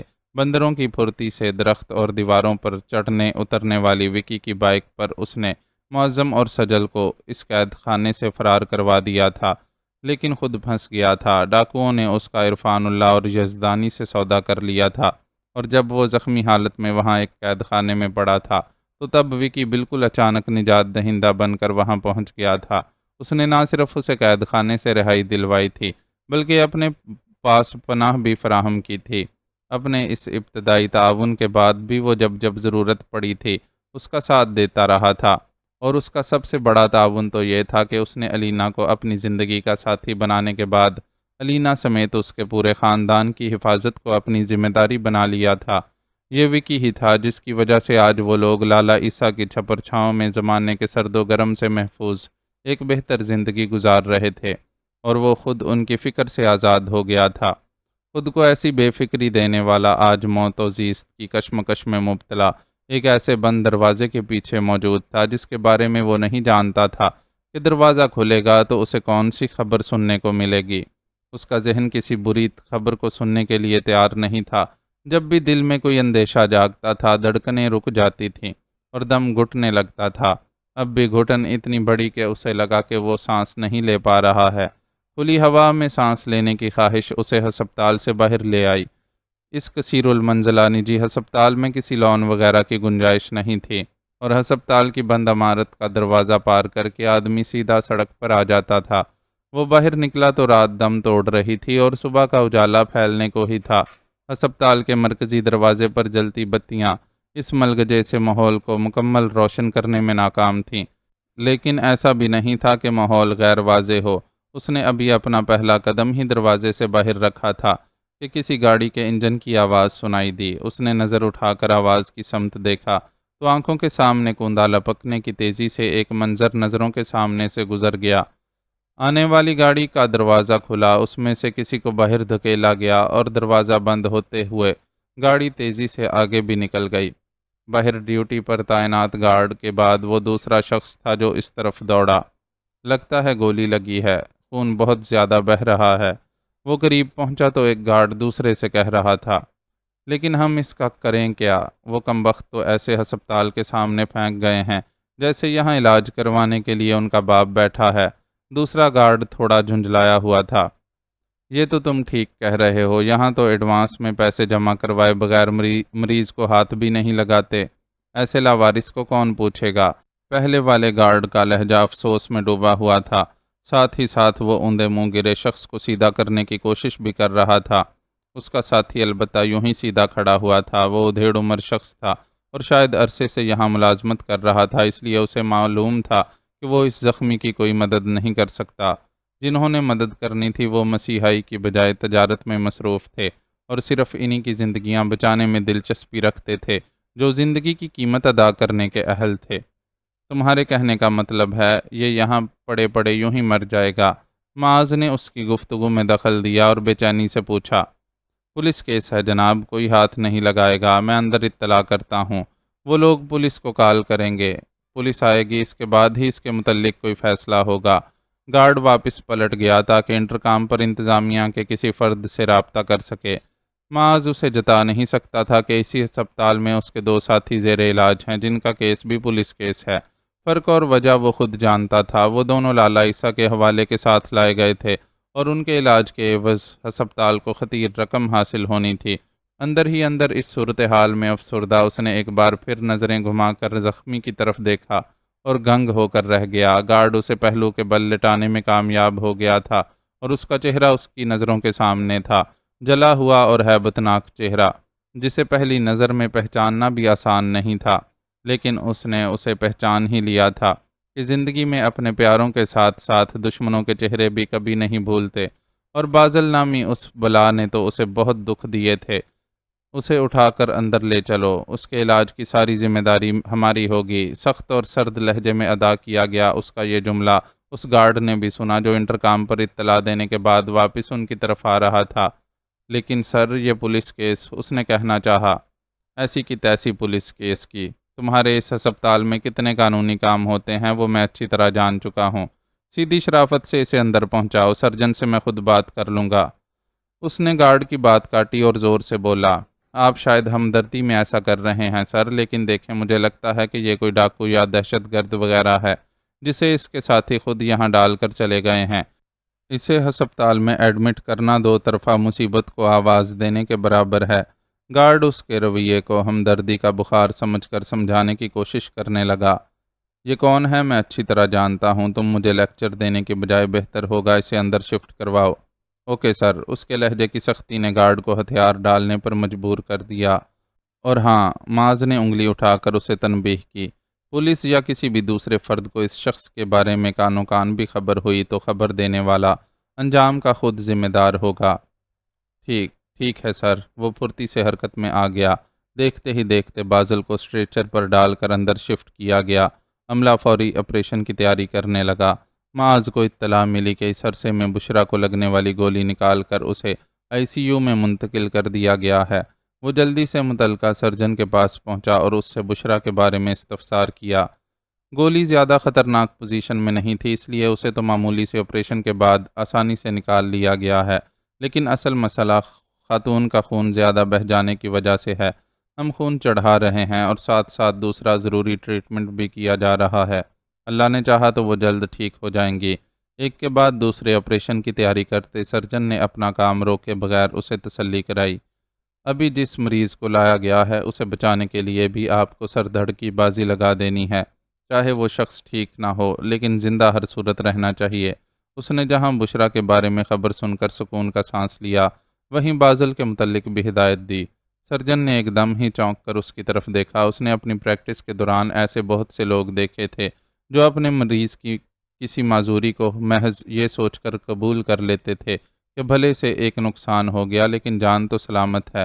ایسے لوگوں کے انداز میں اپنے پیارے کی جان بچ جانے پر ایک شکر گزاری کا عنصر شامل ہوتا تھا، لیکن اسے اپنے سامنے کھڑے جوان کا انداز بہت عجیب لگا۔ یوں لگتا تھا کہ وہ بین السطور یہ کہنا چاہ رہا ہو کہ مریض بچ تو جائے لیکن ٹھیک ہرگز نہ ہو۔ آپ اپنا کام کریں، میں جب تک بشرا کو دیکھتا ہوں۔ سرجن کی کیفیت سے بے نیاز وہ ICU کی طرف بڑھ گیا۔ شیشے کی دیوار کے اس پار بشرا مشینوں میں جکڑی سفید براق بستر پر لیٹی تھی۔ اس کی آنکھیں بند تھیں اور سانس لینے کے لیے مصنوعی سہارے کی محتاج تھی۔ چہرہ جو اپنا حسن پہلے ہی کھو چکا تھا، خون کی کمی کے باعث زرد پڑا ہوا تھا۔ اس کمی کو پورا کرنے کے لیے اس کے نازک سے ہاتھ میں ایک سوئی گھونپی گئی تھی جو سرخ قطروں کی صورت میں اس کے وجود میں زندگی کو رواں رکھنے کی کوشش کر رہی تھی۔ اس کی رک رک کر چلتی سانسوں کی گھٹن، وجود میں اتری سوئیوں کی چبھن، شانے کے زخم کی دکھن اور روح پر لگے چرکوں کی جلن وہ اپنے روئیں روئیں میں محسوس کر رہا تھا۔ کیا جرم تھا اس لڑکی کا جسے حق اور سچ کی گٹی دے کر پروان چڑھایا گیا تھا، جو ایمانداری سے جینا چاہتی تھی، جسے جی جان سے دوستی کا حق ادا کرنے کی عادت تھی، جو خاموش محبت بھی کرتی تھی تو وفا زور و شور سے نبھاتی تھی۔ ستمگر دنیا نے اتنی خوبیوں کی مالک اس ہیرا لڑکی کے نازک وجود کو اپنے ظلم تلے روند ڈالا تھا، اور کہیں نہ کہیں وہ خود کو بھی مجرم سمجھتا تھا کہ اس کی حفاظت کے لیے کچھ نہیں کر سکا تھا۔ میں تم سے بہت شرمندہ ہوں بشرا، اور جانتا ہوں کہ میرے پاس تلافی کے بہت کم امکانات ہیں، لیکن تمہارے دل کو سکون دینے کے لیے جو کچھ میرے بس میں ہوا ضرور کروں گا۔ بس تم ایک بار واپس لوٹ آؤ۔ تم واپس لوٹو گی تو دیکھو گی کہ قدرت نے تمہارے مجرم کو خود تمہارے قدموں میں لا پھینکا ہے۔ وہ ایک بار بچ کر بھاگ نکلا تھا، اس بار چاہے گا بھی تو نہیں بھاگ سکے گا۔ مجھے پورا یقین ہے کہ اللہ اسے تمہارے ساتھ انصاف کے لیے ہی یہاں لے کر آیا ہے۔ بس تم ایک بار آنکھیں کھول دو اور اپنی آنکھوں سے اپنے اللہ کا انصاف دیکھو۔ اس کے زرد چہرے پر نظر ٹکائے وہ دل ہی دل میں اس سے مخاطب تھا، اور دل پر ایسی رکت طاری ہو گئی تھی کہ آنکھوں کا بھیگنا لازم تھا۔ بھیگی آنکھوں کی دھندلاہٹ میں اس نے لالا کے ایک آدمی کو اپنی طرف آتے دیکھا تو دل دھک سے رہ گیا۔ لالا نے آپ کو بلایا ہے۔ قریب رک کر اس نے پیغام دیا۔ معاذ اس سے وکی کی حالت کی بابت سوال کرنا چاہتا تھا لیکن ہمت نہ ہوئی، اور خاموشی سے اس کے پیچھے چل پڑا۔ لالا ایک کمرے میں بستر پر تکیے کے سہارے بیٹھا تھا۔ بوڑھے شیر کی آنکھیں سرخ اور چہرہ زرد تھا۔ معاذ کو دیکھ کر اس کے لب پھڑ پھڑائے اور آنکھیں بھیگ گئیں۔ معاذ کے دل نے گویا دھڑکنا چھوڑ دیا اور شدت سے اس خواہش نے سر اٹھایا کہ کسی طرح یہاں سے بھاگ کھڑا ہو۔ وہ کتنا ہی بہادر سہی، کمزوریاں ہر شخص میں ہوتی ہیں، اس کے پیارے اس کی کمزوری تھے۔ بازل وہاں سے فرار ہو کر کہاں گیا ہوگا؟ اصغر نے سیمی کو گھورتے ہوئے اس سے سوال کیا۔ میں نہیں جانتی، اس نے نفی میں سر ہلاتے ہوئے جواب دیا ہی تھا کہ تڑاق سے ایک تھپڑ اس کے منہ پر پڑا اور نازک گردن گھوم کر رہ گئی۔ وہ تجھے اپنے ساتھ لے جانے پر تلا ہوا تھا اور تو کہتی ہے کہ تو نہیں جانتی۔ اصغر غصے سے دھاڑا، اصل میں وہ غصے سے بھی زیادہ کسی اور کیفیت میں تھا۔ وکی اور بشرا کے زخمی وجود بار بار اس کی نظروں کے سامنے لہرا رہے تھے، اور ذہن میں ایسے اندیشوں کو جنم دے رہے تھے جن کو وہ ہر صورت جھٹک دینا چاہتا تھا۔ میں سچ مچ نہیں جانتی، وہ صرف میرا کسٹمر ہے، میرا اس کے معاملات سے کوئی لینا دینا نہیں ہے۔ سیمی کے لہجے میں تکلیف اور خوف دونوں کی آمیزش تھی۔ اصغر کی غصے سے ابلتی آنکھیں اور وحشت زدہ چہرہ اسے اپنے منہ پر لگنے والے تھپڑ سے بھی زیادہ ہولناک محسوس ہو رہا تھا۔ تم جیسی بے حیا عورتوں کو سب معلوم ہوتا ہے، بازل جیسے آوارہ گردوں کی جڑوں میں بیٹھی ہوئی تم۔ اس نے سیمی کو ایک بڑی سی گالی سے نوازا۔ تم خواہ مخواہ اس کے پیچھے پڑے ہوئے ہو، یہ ٹھیک کہہ رہی ہے کہ اسے بازل کے بارے میں کچھ نہیں معلوم۔ بازل آوارہ ضرور ہے لیکن اس کی فطرت میں کسی عورت پر بھروسہ کرنا شامل نہیں ہے۔ وہ عورت کو کسی کھلونے سے زیادہ اہمیت نہیں دیتا۔ وہیں موجود نظر حسین اس تماشے پر مزید خاموش نہ رہ سکا اور اصغر کو ٹوکا۔ ٹھیک ہے، اسے نہیں معلوم، پر تو اس کا مینیجر تھا نا سالے، تو بتا کہ بازل وہاں سے بھاگ کر کس بل میں جا کر چھپا ہوگا۔ نظر کی مداخلت پر اصغر اس پر الٹ پڑا۔ میں کیسے بتا سکتا ہوں، میں تو اتنی دیر سے تمہاری قید میں ہوں۔ نظر اس کے انداز پر گھبرا گیا۔ حقیقتاً اس وقت اصغر کی ذہنی کیفیت معمول پر نہیں تھی۔ وہ خود کو لالا کا سامنا کرنے کے لائق نہیں پا رہا تھا کہ اگر اس نے پوچھ لیا کہ اصغر تیری موجودگی میں میرا لاڈلا کیسے اس حال کو پہنچا تو اسے کیا جواب دے گا۔ اصغر بھائی، آپ میرے ساتھ آؤ۔ جارو جو اتنی دیر سے خاموشی سے سارا تماشا دیکھ رہا تھا اس کے شانے پر ہاتھ رکھ کر نرمی سے بولا تو اصغر نے چونک کر اس کی طرف دیکھا۔ پلیز، جارو نے اس سے اصرار کیا تو وہ مزید مزاحمت نہیں کر سکا اور اس کے ساتھ دوسرے کمرے میں آ گیا۔ جارو نے ایک گلاس میں ٹھنڈا پانی بھر کر اسے پیش کیا جسے اس نے ایک لمحے تذبذب سے دیکھا، پھر گٹا گٹ سارا پانی پی کر یوں صوفے کی پشت سے سر ٹکایا جیسے میلوں دوڑ لگا کر وہاں پہنچا ہو۔ سب ٹھیک ہو جائے گا، جارو نے ہمدردی سے اسے تسلی دی۔ خدا جانے ہوگا کہ نہیں، ابھی تک تو خیر کوئی خبر نہیں آئی۔ وہ سخت عذاب زدہ ہو رہا تھا۔ انشاءاللہ آ جائے گی، جارو نے ایک بار پھر اسے تسلی دی۔ تمہیں یقین ہے؟ وہ کسی بچے کی طرح مچلا۔ مجھے رب سے امید ہے۔ جس مقام پر آ کر آدمی بالکل بے بس ہو جائے وہاں رب سے امید باندھ کر دعا کے لیے ہاتھ اٹھا لینے کے سوا کوئی چارہ نہیں رہتا۔ جارو نے متانت سے اسے جواب دیا۔ میرا رواں رواں دعا کر رہا ہے۔ اصغر کی آنکھوں کے گوشے بھیگے۔ صرف دعا نہیں، ہمت اور سمجھداری سے بھی کام لینا ہوگا۔ تم کوئی عام سی زندگی گزارنے والے انسان نہیں ہو جسے مشکل حالات کا سامنا کرنے کی عادت نہ ہو۔ مشکلات، حادثات، اموات سب کا دلیری سے سامنا کیا ہوگا تم نے۔ اس وقت پہلے سے کہیں زیادہ ہمت اور دلیری کی ضرورت ہے تاکہ ایسے وقت میں جب کہ لالا کے حواس پوری طرح اس کا ساتھ نہ دے رہے ہیں تم اس کو سہارا دے سکو۔ کشمیر میں نے سخت سے سخت وقت دیکھا ہے لیکن ہمیشہ اس اصول پر کاربند رہا ہوں کہ بہترین کی امید رکھو اور بدترین کے لیے تیار رہو۔ میں تمہیں امید چھوڑنے کا نہیں کہہ رہا لیکن خود کو بدترین کے لیے بھی تیار رکھو، کیونکہ یہ طے ہے کہ کچھ بھی ہو گزرے دنیا کے معاملات رکتے نہیں ہیں اور ہمیں خود کو گھسیٹ گھساٹ کر ان معاملات و معمولات میں شامل کرنا پڑتا ہے۔ جارو ایک طرف اسے حوصلہ دے رہا تھا تو دوسری طرف تلخ حقائق سے آگاہ کر کے کسی برے وقت کے لیے ذہنی طور پر تیار کرنے کی کوشش بھی کر رہا تھا۔ ہو سکتا ہے میری یہ اتنی لمبی تقریر تم پر گراں گزر رہی ہو لیکن میں یہ سب کہنے پر مجبور ہوں دوست، ان حالات میں کچھ لوگ تو ایسے ہونے چاہیے جو اپنے ہوش و حواس میں ہوں، ورنہ سب کچھ بکھر کر رہ جائے گا۔ وہ اب اصغر کے برابر میں ہی بیٹھ گیا تھا اور بہت دل سوزی سے کہہ رہا تھا۔ کون سالا برا مان رہا ہے تمہاری باتوں کا؟ تم سب ٹھیک کہہ رہے ہو۔ واقعی اپن کو حوصلہ پکڑنا ہوگا۔ بات اصغر کی سمجھ میں آ گئی۔ بس تو پھر اٹھو اور معاملات دیکھنا شروع کرو۔ میرے سامنے معاذ نے کسی کرنل صاحب کو کال کر کے یزدانی ہاؤسنگ اسکیم میں موجود اسلحے کے متعلق آگاہ کیا تھا۔ ذرا اپنے آدمیوں سے معلومات تو لو کہ وہاں کوئی ایکشن شروع ہوا یا نہیں۔ جارو نے اس کی پیٹھ تھپکی اور کام پر بھی لگایا۔ ٹھیک ہے، میں معلوم کرتا ہوں۔ اصغر نے فوراً جیب سے موبائل نکالا اور سکرین روشن ہوتے ہی چونک پڑا۔ جن آدمیوں کو وہاں چھوڑ کر آیا تھا ان کی پچھلے 15 منٹ میں کئی مسڈ کالز موجود تھیں۔ پتہ نہیں کیسے اس کا موبائل سائلنٹ پر چلا گیا تھا کہ خبر ہی نہیں ہوئی تھی۔ ہاں بول، کیا بات ہے؟ اس نے جھٹ سے ایک کا نمبر ڈائل کیا اور بے چینی سے پوچھا۔ یہاں کچھ عجیب ہو رہا ہے استاد، پتہ نہیں کہاں سے فوج ٹپک پڑی ہے اور ہر طرف پھیلی ہوئی ہے۔ ہمارے پاس یہاں سے نکلنے کی بھی گنجائش نہیں۔ ہم دونوں کب سے تم سے اور لالا سے رابطہ کرنے کی کوشش کر رہے تھے لیکن کوئی جواب بھی نہیں مل رہا تھا۔ کال ریسیو کرنے والے نے سرگوشی نما آواز میں اپنا مسئلہ بیان کیا۔ وہ کچھ خوفزدہ بھی لگ رہا تھا، کیونکہ زیادہ سے زیادہ بازل یا عرفان اللہ میں سے کسی کے آدمیوں کی آمد کا اندیشہ تھا، اور یہاں فوج ٹپک پڑی تھی۔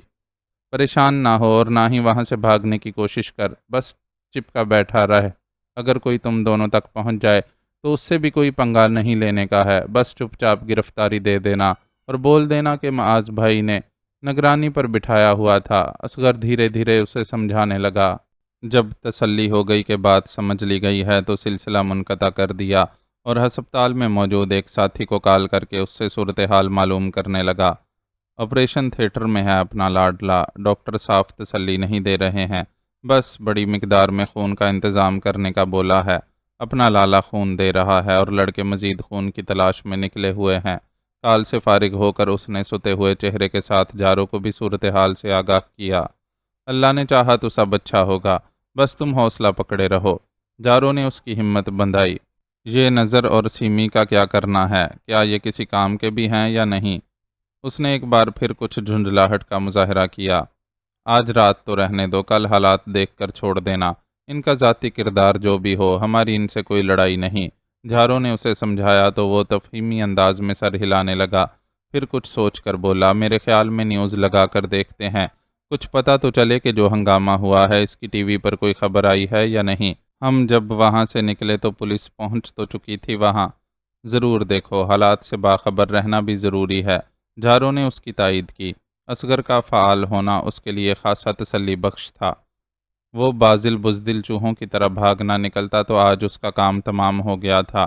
یوٹیوب پر اپنے مطلب کا کوئی نیوز چینل سرچ کرتے ہوئے اس نے بازل کے نام کے ساتھ ایک بڑی سی گالی ٹانک کر بڑبڑانے کے انداز میں کہا، پھر کچھ جوش سے بولا، خیر بکرے کی ماں آخر کب تک خیر منائے گی؟ ایک دن تو سالہ چھری تلے آئے گا، پھر دیکھنا کیسے ٹکڑے ٹکڑے کرتا ہوں میں اس کے۔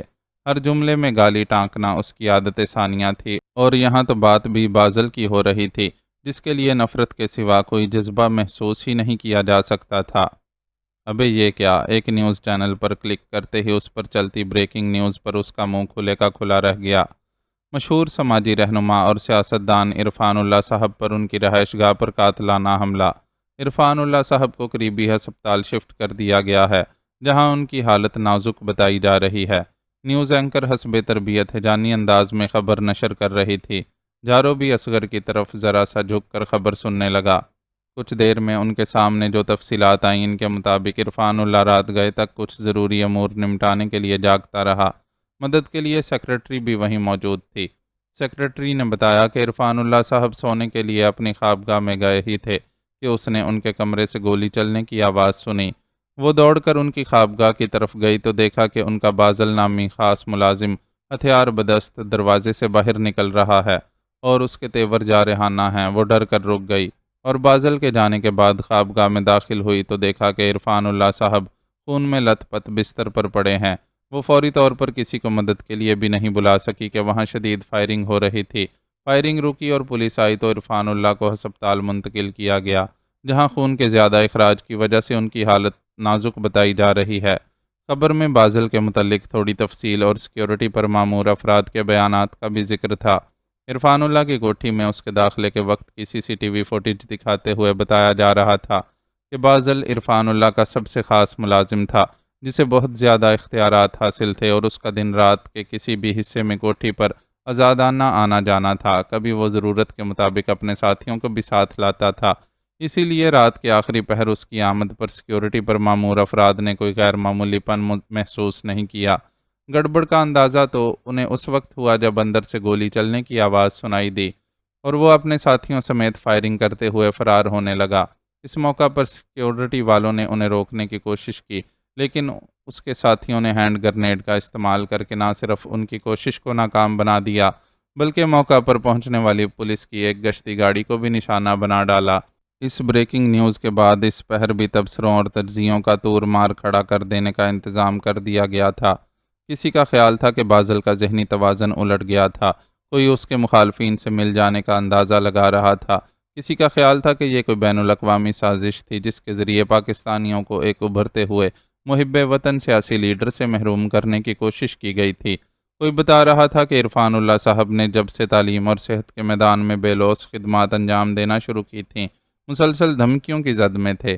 کوئی کھینچ کر اسی روز عرفان اللہ کی ٹیکسٹائل مل کے باہر ہونے والی فائرنگ کی خبر بھی سامنے لے آیا تھا، اور ثابت کیا جا رہا تھا کہ عرفان اللہ کی جان و مال کو نادیدہ دشمنوں سے شدید خطرہ لاحق تھا۔ ایک بندے نے تو حد ہی کر دی تھی، اور بیرون ملک زیر علاج سلطان کی حالت کی ذمہ داری بھی ان دشمنوں کے سر ڈال دی تھی جنہوں نے عرفان اللہ کو توڑنے کے لیے ان کے اکلوتے بیٹے کو بھی نہیں بخشا تھا۔ یہ کتے نے مالک کو کیسے کاٹ لیا؟ خبر کی پوری تفصیلات لینے کے بعد اصغر نے حیرت سے تبصرہ کیا، شاید کسی وجہ سے پاگل ہو گیا ہو۔ جارو نے جوابی تبصرہ کیا، ایک پاگل کتے کا شہر میں یوں آزادانہ گھومنا بہت خطرناک ہے۔ تشویش کا اظہار کرتے اصغر کو اندازہ بھی نہیں تھا کہ ظالم کی رسی کھینچی جا چکی ہے، اور وہ اس لائق بھی نہیں رہ گیا کہ بستر پر اپنی مرضی سے حرکت ہی کر سکے۔ ٹھیک کہتے ہو، ہمیں احتیاط کرنی پڑے گی، کیونکہ یہ تو طے ہے کہ جب بھی اسے موقع ملا وہ سب سے پہلے ہمیں کاٹنے کو دوڑے گا۔ جارو نے اس سے اتفاق کیا۔ اس وقت اصغر کے فون کی گھنٹی بجنے لگی۔ کال کرنے والا وہی شخص تھا جسے اصغر نے ہسپتال سے خود کو اپ ڈیٹ کرنے کی ذمہ داری سونپ رکھی تھی۔ ہاں ٹیپو بول، اس نے بے قراری سے کال ریسیو کی۔ وہ اصغر استاد، وہ اپنا وکی بھائی۔ ہیجانی کیفیت میں اس شخص کی زبان سے الفاظ بھی درست نہیں نکل پا رہے تھے، اور اصغر کا دل بری طرح ڈوبنے لگا۔ کیا آپ بتا سکتی ہیں کہ بازل کی اس حرکت کا کیا سبب ہے؟ وہ تو عرفان اللہ صاحب کا بہت خاص آدمی تھا، پھر ایسا کیا ہوا کہ اس نے انہیں قتل کرنے کی کوشش کی؟ عرفان اللہ کی سیکریٹری کی حیثیت سے صوفیہ کو موجودہ حالات میں آگے آگے رہنا پڑ رہا تھا۔ اس وقت بھی وہ ہسپتال میں موجود تھی اور میڈیا کے سوالات کی زد میں تھی۔ دیکھیں، ابھی واضح طور پر کچھ نہیں کہا جا سکتا۔ میں جتنے عرصے سے عرفان اللہ صاحب کے ساتھ ہوں، میں نے بازل کو نہیں دیکھا۔ وہ کہاں غائب تھا، یہ عرفان اللہ صاحب کو بھی نہیں معلوم تھا۔ البتہ وہ اس کی طرف سے تشویش میں مبتلا تھے، اور انہیں شک تھا کہ وہ کسی غیر قانونی سرگرمی میں ملوث ہو گیا ہے، اس لیے ان سے گریزاں ہے اور ان کا سامنا نہیں کر رہا ہے۔ وہ بہت ہوشیاری سے یہ ثابت کرنے کی کوشش کر رہی تھی کہ بازل کا عرفان اللہ سے کوئی تعلق نہیں رہا تھا، تاکہ اس کی کسی غیر قانونی سرگرمی پکڑے جانے کی صورت میں عرفان اللہ کا نام بدنام نہ ہو۔ جب بازل کے متعلق شکوک و شبہات تھے تو اس کی عرفان اللہ صاحب کی رہائش گاہ پر آزادانہ آمد و رفت پر پابندی کیوں نہیں لگائی گئی تھی؟ ایک دوسرے صحافی نے نکتہ اٹھایا۔ بازل کے مسلسل منظر سے غائب رہنے کی وجہ سے شاید عرفان اللہ صاحب نے ضرورت ہی محسوس نہ کی ہو۔ یہ میری ذاتی رائے ہے، حتمی جواب تو ہوش میں آنے کے بعد وہ خود ہی دے سکتے ہیں۔ اس نے اپنا دامن بچایا۔ ڈاکٹرز ان کی حالت کے بارے میں کیا بتا رہے ہیں؟ فوراً ہی پوچھا گیا۔ کریٹیکل کنڈیشن ہے، ڈاکٹرز ان کی جان بچانے کے لیے پوری کوشش کر رہے ہیں۔ میری عوام سے اپیل ہے کہ وہ بھی عرفان اللہ صاحب کے لیے دعا کریں۔ انہیں کچھ ہو گیا تو یہ ان کی فیملی سے بھی زیادہ عوام کا نقصان ہوگا۔ عوام ایک ایسے مخلص شخص سے محروم ہو جائیں گے جو دل و جان سے ان کی بہتری کے لیے کام کرنا چاہتا ہے۔ اس نے جذباتی ہونے کی اتنی اچھی اداکاری کی کہ آنکھوں میں آنسو تک بھر لائی۔ کیا ان کی فیملی کو اس حادثے کی خبر دی گئی ہے؟ صحافی ایک کے بعد ایک سوال کرنے کے لیے چوکس تھے۔ فی الحال ان سے رابطہ نہیں کیا گیا ہے۔ آپ جانتے ہیں کہ عرفان اللہ صاحب کے صاحبزادے سلطان صاحب کی اپنی کنڈیشن بہت خراب ہے، اور وہ علاج کے لیے والدہ کے ساتھ بیرون ملک مقیم ہیں۔ اگر عرفان اللہ صاحب کی حالت سٹیبل ہو جاتی ہے تو ہماری کوشش ہوگی کہ ان کی مسز یہاں واپس آنے کی بجائے بیٹے کے پاس ہی رہیں۔ یہاں عرفان اللہ صاحب کے بہت سے جانثار ہیں جو ان کی ہر طرح کی خدمت کر سکتے ہیں۔ آپ اب بھی دیکھ سکتے ہیں کہ اس وقت بھی کتنے لوگ ان کی خیریت معلوم کرنے کے لیے جمع ہو چکے ہیں اور خون کے عطیات بھی دے رہے ہیں۔ اس نے ہسپتال میں جمع ہو جانے والے ان لوگوں کی طرف اشارہ کیا جن میں سے بیشتر کو پارٹی ورکرز کے ذریعے متحرک کر کے وہاں لایا گیا تھا۔ کیا یہ کسی مخالف سیاستدان کی طرف سے کی جانے والی سازش ہو سکتی ہے؟ وہاں آگ لگا کر تماشا دیکھنے والوں کی بھی کمی نہیں تھی۔ عرفان اللہ صاحب کی تیزی سے بڑھتی ہوئی عوامی مقبولیت ان کے مخالفین سے ہضم تو نہیں ہو رہی ہے، خصوصاً ایسے لوگ زیادہ جالس ہیں جن کی برسوں کی سیاست عرفان اللہ صاحب کے سامنے پانی بھر رہی ہے۔ لیکن آپ خود بتائیں کہ عوام کس شخص کو زیادہ چاہیں گے؟ اسے جو اپنے اکلوتے بیٹے کی سیریس حالت کے باوجود اس کے ساتھ باہر جانے کے بجائے یہاں عوام کے دکھ درد بانٹنے کے لیے بیٹھا ہوا ہے، یا اسے جس کی اولاد ملک کی بدنامی کا سبب بنی ہے اور جسے ایسی اولاد کے غم میں عوام بھول گئے ہیں، اس نے ایک نیا شوشہ چھوڑا۔ آپ کا اشارہ کہیں پیر صداقت شاہ کی طرف تو نہیں ہے؟ میں نے کسی کا نام نہیں لیا، لیکن عقل آپ بھی رکھتے ہیں اور عوام بھی، اس نے بڑا ڈپلومیٹک سا جواب دیا۔ کوٹھی پر پھینکے گئے ہینڈ گرنیڈ سے ہونے والے مالی اور جانی نقصان کے بارے میں کچھ بتائیے۔ نقصان تو خاصا ہوا ہے، کوٹھی کی انٹرنس بالکل تباہ ہو گئی ہے، لیکن زیادہ افسوس زد میں آنے والوں کے لیے ہے۔ ایک شخص موقع پر ہی ہلاک ہو گیا ہے، جبکہ 2 شدید زخمی ہیں۔ پولیس والے بھی نشانہ بنے ہیں، لیکن ان کے بارے میں میرے پاس تفصیل نہیں ہے۔ سنا ہے بازل کے عرفان اللہ صاحب سے کچھ نہایت ذاتی نوعیت کے ایشوز چل رہے تھے۔ بازل کے ان سے چند مطالبات تھے جنہیں ماننے میں انہیں تعمل تھا۔ یہ سوال اب تک خاموشی سے سب کے سوالات سنتے طاہر بیگ نے کیا تھا۔ عرفان اللہ کے ملازمین میں سے ایک شخص اس کا دور پرے کا رشتہ دار تھا۔ رشتہ داری ایسی نہیں تھی کہ وہ شخص اس کی مروت میں طاہر کے لیے کام کرنے لگتا، لیکن ماضی میں طاہر اس پر ایک احسان کر چکا تھا۔ اس شخص کی چھوٹی بہن فیس بک دوستی کے ذریعے ایک فراڈیے کے ہتھے چڑھ گئی تھی اور اسے اپنی ذاتی تصاویر بھیجنے کی حماقت کر بیٹھی تھی۔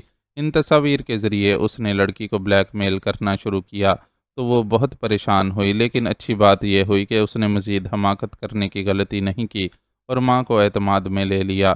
ماں نے بیٹی کو سخت سنائی، لیکن معاملہ گھر کے واحد مرد یعنی اپنے بیٹے کے علم میں لے آئی۔ وہ ایک کم پڑھا لکھا اور نسبتاً سادہ آدمی تھا، لیکن مسئلہ تو حل کرنا تھا۔ طاہر کے کرائم رپورٹر ہونے کی وجہ سے اس امید پر اس سے ملا کہ وہ مسئلہ حل کرنے میں اس کی مدد کرے گا۔ طاہر نے اسے مایوس نہیں کیا اور سائبر کرائم سیل کے ذریعے اس لڑکے تک پہنچ کر سارا معاملہ سیدھا کر دیا۔ اس واقعے کے بعد سے وہ شخص گویا اس کا مرید بن گیا تھا اور اکثر طاہر سے کہتا تھا کہ اس کے لائق کوئی خدمت ہے تو ضرور بتایا جائے۔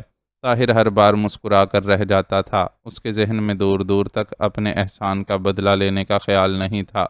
لیکن جب عرفان اللہ کی طرف سے شک میں مبتلا ہوا تو آخرکار اس شخص کو استعمال کرنے کا فیصلہ کر لیا۔ احسان کے بدلے نہیں، بلکہ یہ سوچ کر کے ملک و قوم کے مفاد میں یہ کام کر کے وہ شخص بھی اپنے حصے کا فرض ادا کرے گا۔ مجھے نہیں پتا کہ آپ کی معلومات کا ذریعہ کیا ہے، لیکن یہ خیال ہی احمقانہ ہے کہ کسی ملازم کے ساتھ نہایت ذاتی نوعیت کے ایشوز ہوں۔ صوفیہ نے اس کی طرف ایک تیکھی نظر ڈالی اور طنزیہ لہجے میں جواب دیتے ہوئے مزید بولی، بازل ایک ملازم تھا جسے اس کی خدمات کے بدلے بہترین تنخواہ اور مراد دی جاتی تھیں۔ اعتبار اور اعتماد کی وجہ سے دوسرے ملازمین اور ورکرز کے مقابلے میں آزادی بھی زیادہ حاصل تھی، لیکن اس کا مطلب یہ تو نہیں کہ اس کے اور عرفان اللہ صاحب کے درمیان کچھ نہایت ذاتی نوعیت کے ایشوز ہو سکتے تھے۔ یہ ناممکن بھی نہیں۔ آخر بازل کی والدہ میڈم تاجور عرفان اللہ صاحب کے دوستوں کے حلقے میں شامل ہیں۔ طاہر پر اس کے لہجے کا اثر نہیں ہوا اور ایک ایسی بات کہی جس پر سب کو سانپ سونگھ گیا۔ تاجور عرف تاج بھائی اور عرفان اللہ کے خصوصی تعلقات کی اڑتی خبر میڈیا کے سارے ہی لوگوں کو تھی، لیکن یوں سرعام اس پر بات کرنے کی کسی کی جرت نہیں ہو سکی تھی۔ آپ عجیب گھٹیا باتیں کر رہے ہیں ایسے موقع پر جبکہ عرفان اللہ صاحب کی حالت خطرے میں ہے۔ بجائے ان کے لیے دعائیں کرنے کے آپ ان پر الزام تراشیاں کر رہے ہیں۔ اس بار صوفیہ بھڑک اٹھی۔ میں ایسا کچھ نہیں کر رہا ہوں، میں صرف اس سبب کو کھوج رہا ہوں جو بازل جیسے وفادار کو بغاوت پر مائل کر گیا۔ اس نے صوفیہ کے لہجے سے مروب ہوئے بغیر اپنی بات جاری رکھی۔ مس صوفیہ ٹھیک کہہ رہی ہیں طاہر صاحب، آپ کو اس موقع پر ایسی باتیں نہیں کرنی چاہیے۔ اب وقت آ گیا تھا کہ عرفان اللہ کا دم بھرنے والے لفافہ صحافی میدان میں اتر آئیں۔ بالکل، کمزوریاں سب میں ہوتی ہیں، کسی کی کمزوریوں کو بیچ چوراہے پر وہ بھی ایسے نازک وقت میں چھیڑنا اخلاق سے گری ہوئی حرکت ہے۔ ایک اور اخلاقیات کے علمبردار نے اسے شرمندہ کرنا چاہا۔ میں نے سنا ہے کہ جب بازل موقع واردات سے فرار ہوا تھا تو اس کا چہرہ شدید زخمی تھا۔ کیا آپ اس بارے میں کچھ بتا سکتی ہیں؟ صحافی برادری کے خود پر حملے کی پرواہ نہ کرتے ہوئے اس نے ایک اور چھلانگ لگائی اور ایسا سوال کیا جس پر ایک پل کے لیے صوفیہ کے چہرے کی رنگت بدل گئی، لیکن اس نے فوراً ہی خود پر قابو پا لیا اور سپاٹ لہجے میں بولی، میرے علم میں ایسی کوئی بات نہیں ہے۔ حالانکہ آپ نے ہی سب سے پہلے بازل کو موقع واردات سے فرار ہوتے ہوئے دیکھا اور شناخت کیا تھا۔ طاہر نے بھی اس بار طنز کرنے میں حرج نہ جانا۔ میں اس وقت گھبرا گئی تھی، صوفیہ نے صفائی پیش کی۔ ایسا ہونا بھی چاہیے تھا، ایک ملٹی نیشنل کمپنی کے ایئر کنڈیشنڈ روم میں بیٹھ کر جاب کرنے والی لڑکی اچانک ایک متحرک سیاستدان کے ساتھ نتھی ہو جائے تو اس کے لیے ہینڈل کرنا مشکل ہو جاتا ہے۔ ویسے آپ بتائیں گی کہ آپ نے اپنی ملازمت کیوں تبدیل کی؟ اس نے صوفیہ کی آنکھوں میں آنکھیں ڈال کر سوال کیا۔ سمجھ تو صوفیہ پہلے ہی گئی تھی، لیکن اب مکمل یقین ہو گیا تھا کہ اس صحافی کو بہت سی اندر کی خبریں معلوم ہیں۔ اس سے بعد میں نمٹنے کا فیصلہ کر کے اس نے فی الحال بات ختم کرنے کی کوشش کی اور روکھے لہجے میں بولی، بہتر ہوگا کہ آپ خود کو عرفان اللہ صاحب کے حادثے تک محدود رکھیں۔ میرے ذاتی معاملات میں دخل دینے کا آپ کو کوئی حق نہیں ہے۔ طاہر کو تنبیہ کرنے کے بعد اس نے اپنا لہجہ بدلا اور باقی لوگوں کی طرف رخ کرتے ہوئے بولی، فی الحال آپ لوگ مجھے اجازت دیجیے، جیسے ہی عرفان اللہ صاحب کے بارے میں کوئی نئی بات معلوم ہوئی میں آپ لوگوں کو ضرور اپڈیٹ کروں گی۔ اور ہاں، میری میڈیا کے ذریعے عوام سے اپیل ہے کہ عرفان اللہ صاحب کے لیے دعا کرنے کے ساتھ ساتھ ارد گرد سے بھی ہوشیار رہیں۔ بازل فرار ہونے کے بعد ہمارے ہی آس پاس کہیں چھپا ہوگا، اسے گرفتار کروانے میں مدد کریں تاکہ اسے اس کے جرم کی قرار واقعی سزا مل سکے۔ میں یقین دلاتی ہوں کہ اطلاع دینے والے شخص کا نام ہر صورت صیغہ راز میں رکھا جائے گا اور اسے بھاری انعام بھی ملے گا۔ اس اعلان کے بعد اس نے 2 فون نمبر بھی بتائے جن پر اطلاع دی جا سکتی تھی۔ جس وقت وہ یہ سب کہہ رہی تھی، تاجور صحافیوں کے پیچھے آ کھڑی ہوئی تھی۔ سادہ سے لباس میں بغیر میک اپ والی میڈم تاجور کو لوگوں نے پہلی بار دیکھا تھا۔ صوفیہ کے اعلان کے بعد اس نے اپنے قدموں کو حرکت دی تو لوگوں نے دائیں بائیں کھسک کر اسے آگے بڑھنے کا راستہ دے دیا۔ وہ عین صوفیہ کے مقابل جا کھڑی ہوئی اور اس کی آنکھوں میں آنکھیں ڈال کر بولی، تم میرے بیٹے کے ساتھ ایسا نہیں کر سکتی۔ وہ کسی کا قاتل نہیں ہے، اس نے کسی پر حملہ نہیں کیا، وہ صرف اپنے حق کے لیے لڑ رہا تھا۔ وہ بے قصور ہے تو آپ اسے قانون کے سامنے پیش کریں اور اسے کہیں کہ وہ عدالت میں خود کو بے گناہ ثابت کرے۔ صوفیہ نے اس کی باقی باتوں کو نظر انداز کر کے پہلی بات کو پکڑا، میں نہیں جانتی کہ وہ کہاں ہے، لیکن جب بھی وہ مجھ سے ملا میں اس سے کہوں گی کہ کسی سے ڈرنے کی ضرورت نہیں ہے۔ ساری زندگی عرفان اللہ کی سائیڈ پر کھڑی ہو کر میں نے اسے چپ رہنے پر مجبور رکھا، لیکن اب ایک ماں اپنے بیٹے کے ساتھ کھڑی ہوگی اور لوگوں کو بتائے گی کہ بھیڑ کی کھال میں پھرنے والے بھیڑیے کی حقیقت کیا ہے۔ وہ جو کچھ کہہ رہی تھی، اس سے طاہر بیگ کے کچھ دیر پہلے کیے گئے سوالات ایک بار پھر لوگوں کے ذہنوں میں جاگ گئے تھے۔ مجھے تو تم بھی اسی سازشی ٹولے کا حصہ لگتی ہو جو ہر حال میں عرفان اللہ صاحب کی راہ روکنا چاہتا ہے۔ عوام کو چاہیے کہ تم جیسے سازشیوں کے چیتھڑے اڑا کر رکھ دے۔ صوفیہ کا نہایت نفرت سے دیا گیا یہ جواب محض ایک بات نہیں تھی، یہ ایک اشارہ تھا جسے عین اس کی خواہش کے مطابق موصول کیا گیا، اور ہسپتال میں جمع ہو جانے والے عرفان اللہ کے حامیوں نے یکدم ہی اشتعال انگیز نعرے بازی کے ساتھ ساتھ گالم گلوچ کا سلسلہ شروع کر دیا۔ ان کے تیور اتنے جارحانہ تھے کہ لگتا تھا کہ تاجور پر پل پڑیں گے۔ اس موقع پر اگر ہسپتال کا سیکیورٹی پر مامور عملہ اور پولیس والے حرکت میں نہ آتے تو تاجور کی بالکل خیر نہیں تھی۔ اسے مشکل سے ہجوم سے نکالا گیا اور فوراً ہی وہاں سے روانہ کر دیا گیا۔ اس سارے ہنگامے سے گزر کر صوفیہ کو بھی بہت مشکل سے موقع ملا کہ کسی جگہ سکون سے بیٹھ سکے۔ سکون کا یہ وقفہ نہایت مختصر ثابت ہوا اور ملنے والے ایک پیغام نے بے چین کر دیا۔ پیغام تھا، عرفان اللہ سے فوری دور ہو کر خود کو انڈر گراؤنڈ کر لو، کھیل بگڑ چکا ہے اور نئے کھلاڑی میدان میں اتر آئے ہیں، ہمیں خود کو ان سے بچانا ہے۔ پیغام میں یہ واضح نہیں تھا کہ کیا ہوا ہے، لیکن یہ صاف ظاہر تھا کہ اسے کیا کرنا ہے۔ اس نے فوراً ہی اپنی جگہ چھوڑ دی اور باہر آ کر ایک سینئر پارٹی ورکر سے بولی، آپ یہاں کے معاملات پر نظر رکھیں قریشی صاحب، میں فریش ہونے کچھ دیر کے لیے گھر جا رہی ہوں، جلد واپس آ جاؤں گی۔ اپنی بات کہہ کر وہ رکے بغیر تیزی سے خارجی راستے کی طرف بڑھ گئی۔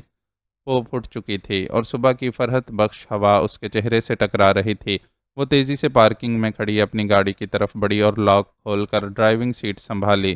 گاڑی سٹارٹ کر کے ابھی اسے چلاتی ہوئی سڑک پر لائی ہی تھی کہ لوہے کا سرد لمس گردن پر محسوس ہوا اور اس لمس سے بھی زیادہ سرد لہجے میں کہا گیا، گاڑی تم چلاؤ گی لیکن منزل کا تعین میں کروں گا، میری ہدایات کے خلاف جانے کی غلطی ہرگز بھی نہ کرنا۔ صوفیہ بے بسی سے ہونٹ کاٹ کر رہ گئی، پرواز سے پہلے ہی اس کے پر کاٹ دیے گئے تھے۔ معزز ناظرین و سامعین، لائک، کمنٹس اور شیئر ضرور کریں، شکریہ۔